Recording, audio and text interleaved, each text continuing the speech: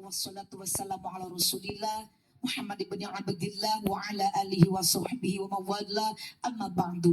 Melihat fenomena di zaman sekarang ini, bunda-bunda dimanapun berada di seluruh dunia, kita sebagai ibu sangat prihatin dengan kejadian yang tadi kita lihat.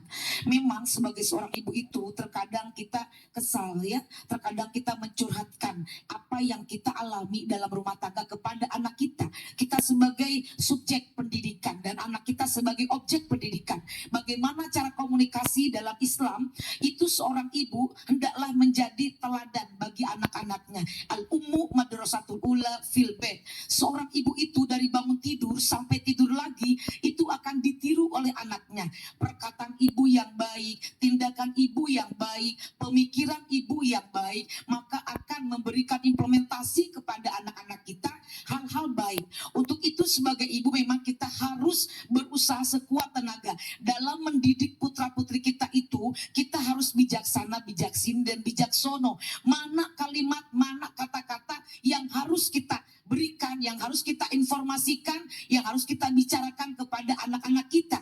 Di usia anak-anak kita, sejak dalam kandungan, itulah kita sudah memulai memberikan pendidikan keimanan kepada anak-anak kita. Dan ketika lahir, mengapa anak-anak kita dalam Islam selalu diadzankan di kuping kanan, diiqamahkan di kuping kiri, itu adalah penanaman ruhiyah, penanaman ilahiyah. Bagaimana anak mengenal Tuhannya. Kalau anak sudah diperkenalkan dengan Allah Subhanahu wa Ta'ala, maka akan tertanam iman di hatinya. Dan kalau ada iman di hatinya, pastilah dia akan memiliki kecerdasan emosional.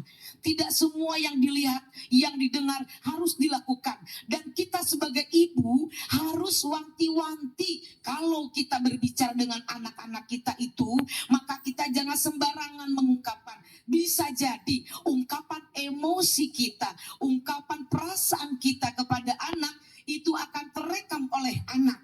Maka disitulah terinspirasi, jadi kreatif anak itu ya.